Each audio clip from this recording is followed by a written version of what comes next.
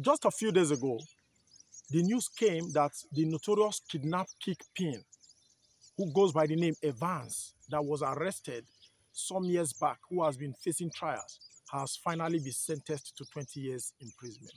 What a shameful manifestation. But I knew it was going to come to this. Yes, this same Evans was sentenced to death. Now, the Evans, for those of you who do not know or who have not heard about Evans, the Kidnap Kingpin, maybe you do a little research or findings about him. Now, Evans, from his history, his kidnapping activities, his escapades and all that, has rendered a whole lot of Nigerians, wealthy Nigerians, useless. He has rendered a whole destiny useless. He has killed a whole lot of people. He has destroyed and caused a whole lot of havoc to lives. What? Millions of dollars. Now, this is a man that when they kidnap you, they demand for ransom in dollars, millions of dollars.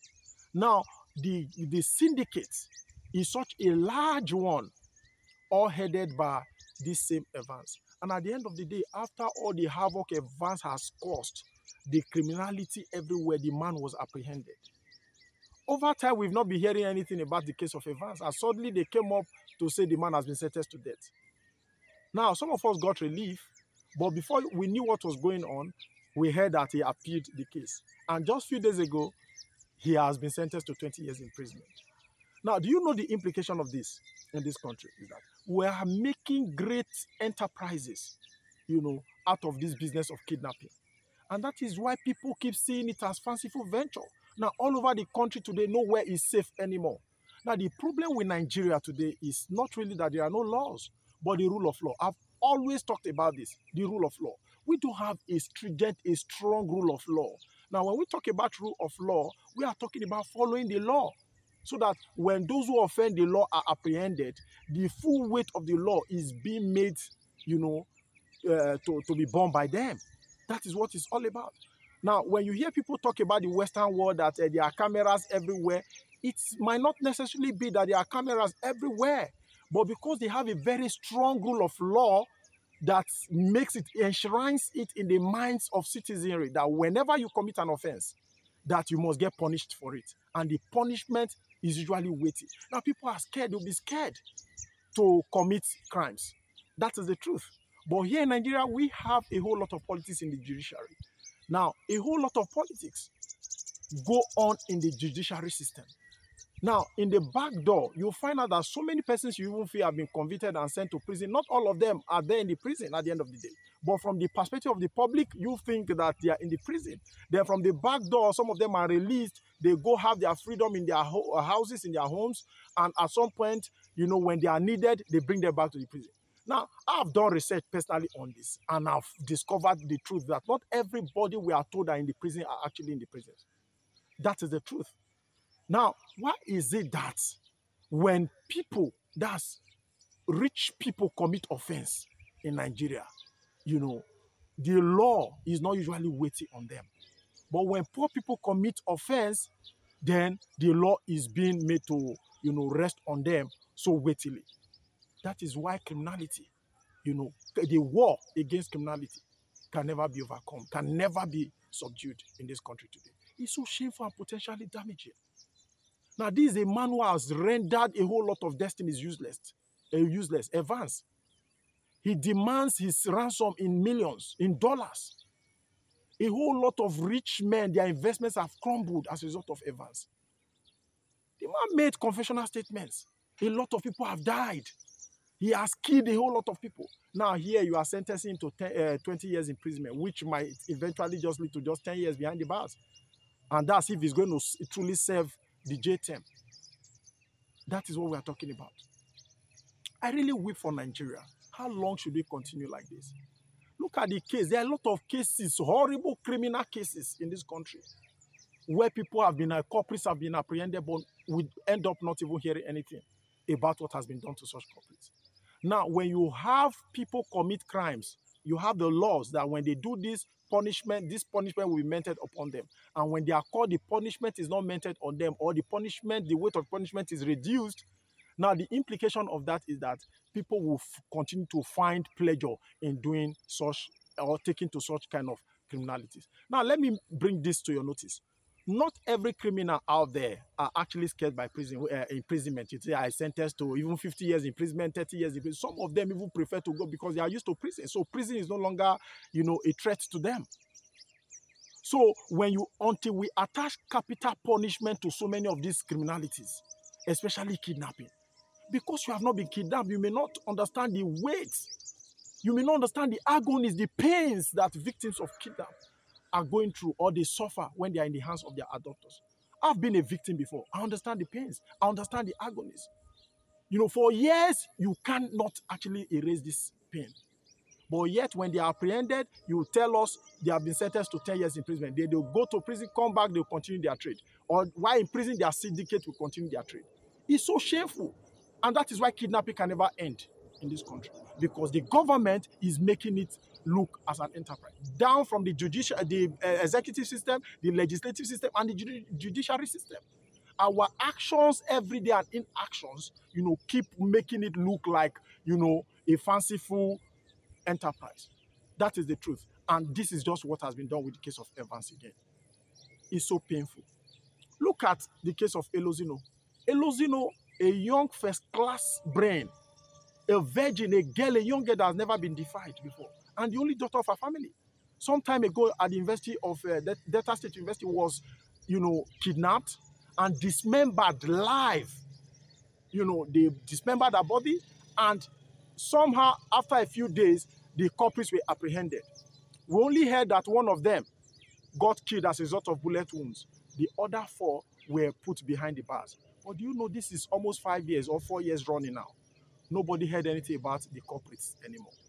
Now, one of the challenges of not publicizing the punishment meted on these people is that, people will continue to see it as a fanciful venture.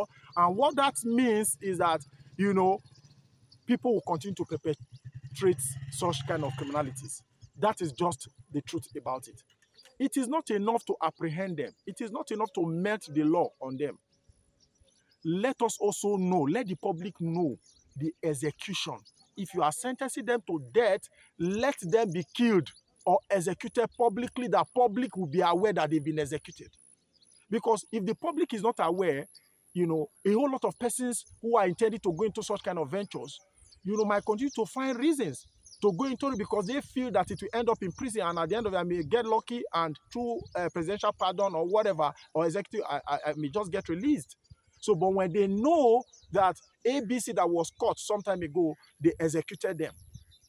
DC that was caught in Kaduna, they were executed. Now, a lot of people going into it will know that their life is equal to what they're about to go into. But you don't find government, you don't find the law, the judiciary actually met these laws on these people. It is shameful. And that is why we cannot stop it.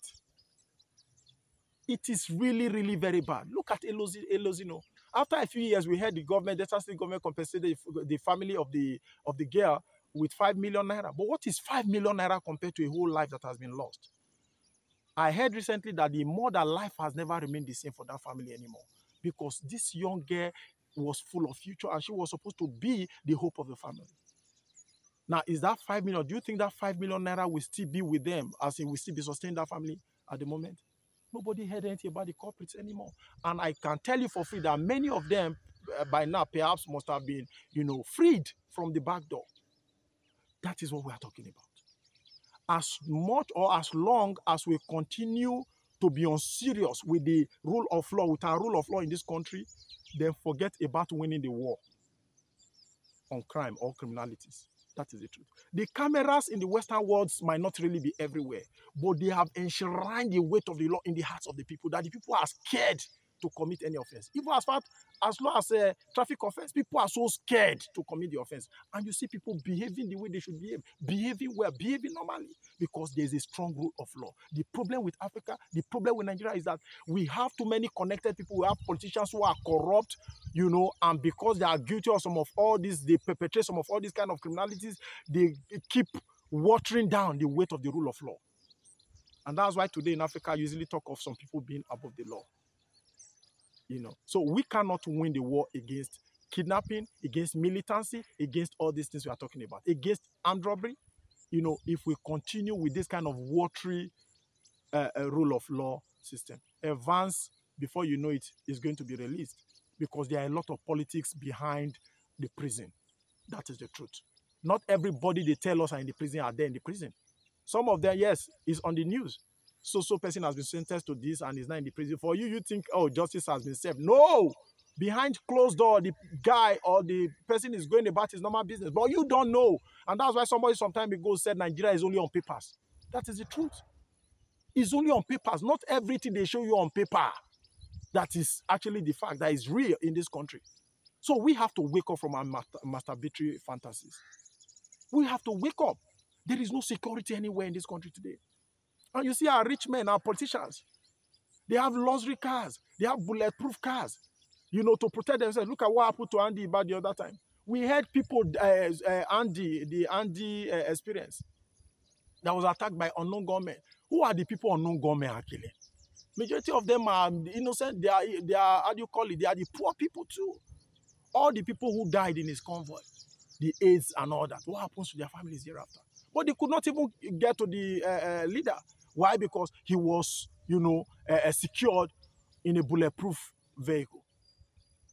So all this maladministration in this country, the level of corruption in this country, and all this, nonsense going on in this country, corruption and all that, the implication of it, is even heavier on the poor people, the poor citizenry. Yeah, the citizenry are still the ones clapping for them to re-elect them into power.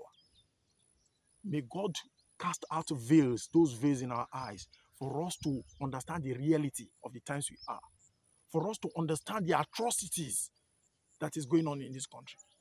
God is not going to fall down from heaven. He's not going to come from heaven to help us. We are the ones to help ourselves. And we are not going to stop speaking out. We will continue to speak out until we achieve the change that we desire and the Nigeria that we all pray or hope for. I think I want to stop the broadcast here. I believe you've learned something or you've gotten an information that will be useful to you. If you have, please kindly subscribe to the channel, share it, and encourage your friends to do so. I'm still your friend, Marcus Ikure. Thank you very much for staying tuned to me. Stay blessed and keep flying. Bye for now.